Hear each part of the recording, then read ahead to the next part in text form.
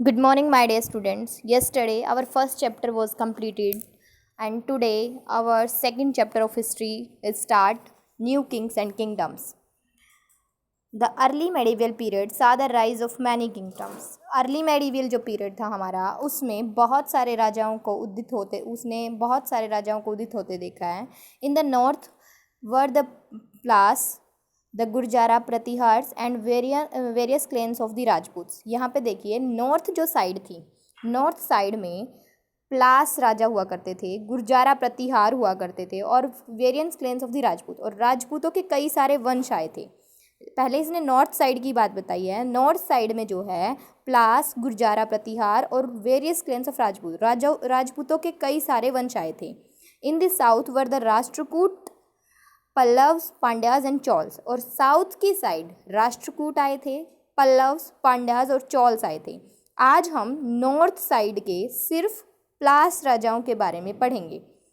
कल हम गुर्जारा प्रतिहार और राजपूतों के जो बहुत सारे वंश थे उनको हम कल रीड करेंगे. तो देखिए बच्चों, एमर्जेंस ऑफ न्यू डेंसिटीज़, नए नए जो राज्य हुए थे उनका उदय होना. देखिए, by the 7th century there were big landlords और warrior chief called samantas in various regions of the सब continent.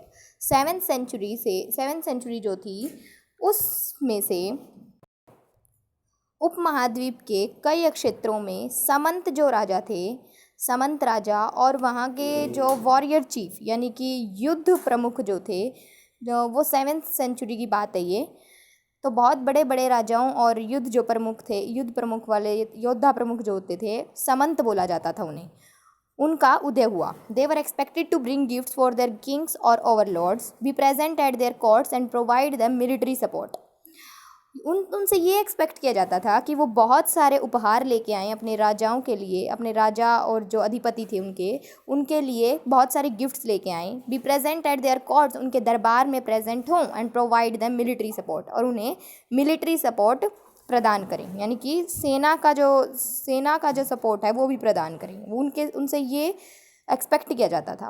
Gradually samantas gained power and wealth and assumed titles of mahasamanta and Mahamandaleshwar, great lord of the reason.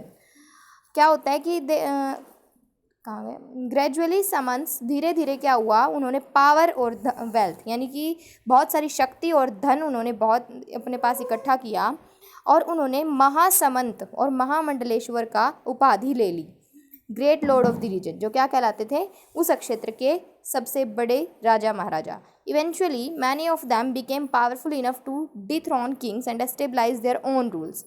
आमतौर पर उनमें से कई राजाओं को अलग करने और अपने स्वयं के राजा स्थापित करने के लिए पर्याप्त शक्तिशाली बन गए थे. उनमें से है ना बहुत सारे क्या हुआ, मतलब जो समंत लोग थे, जो 7th century के आसपास बहुत सारे बड़े बड़े जो वॉरियर चीफ्स हुआ करते थे, लैंडलॉर्ड हुआ करते थे, उनको समंत बोला जाता था.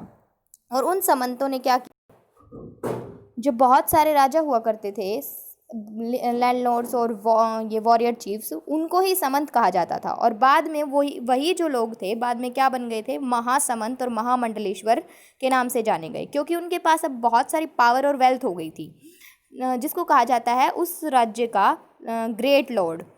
और उन्हीं में से क्या हुआ था, उन्हीं में से बहुत सारे इतने पावरफुल बन गए कि अपने ही राजाओं को अलग करके खुद के जो रूल्स थे वो स्थापित करने लग गए. दस इन मिड 8th century, तभी 8th century के मध्य में Danti Durga, a Rashtrakuta chief, overthrew Chalukya overlord and establish the Rashtrakuta dynasty. क्या हुआ, जो दंती दुर्ग थे, दंती दुर्ग कौन था, ये मध्य 8th century की बात है, मतलब 8th century के बीच की बात है. दंती दुर्ग एक राष्ट्रकूट चीफ थे, वो राष्ट्रकूट जो प्रमुख हुआ करते थे, उन्होंने अपने चालुक्य अधिपति को उखाड़ फेंका. मतलब उन्होंने क्या किया, चालुक्य के जो वहाँ पर राज था उस चालुक्य वंश को उखाड़ फेंका और अपना जो राष्ट्रकूट डेंसिटी थी उसको वहाँ पे स्थापित कर लिया. He performed a ritual called hiranyagarbha to be reborn as a क्षत्रिय.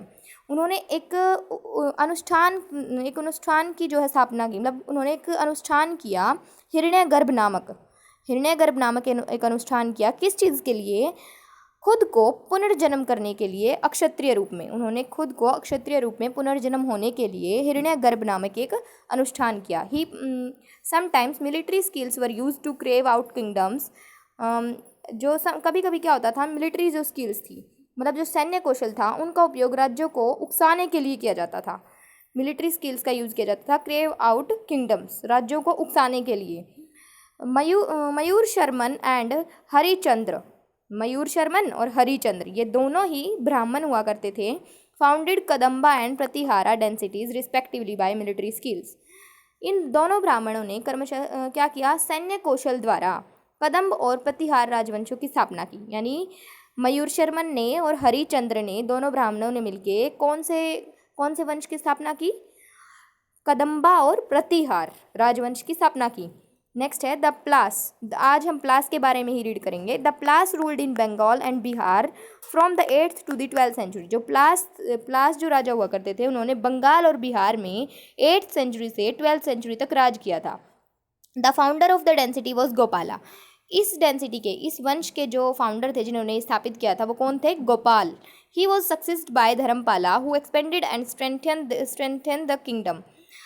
ये जो धर्मपाला हुआ करते थे, इनके ही मतलब ये इनके क्या थे, उत्तराधिकारी थे। इन्होंने इनके वंश को एक्सपेंड किया, यानी विस्तार किया इनके वंश का, और इसने बहुत मजबूत बना दिया इनके राज्य को।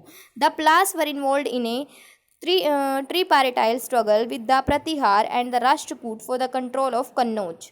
इन्होंने क्या किया, प्लास जो है कन्नौज के नियंत्रण के लिए प्रतिहार और राष्ट्रकूटों के साथ त्रिपक्षीय संघर्ष में शामिल हो गई।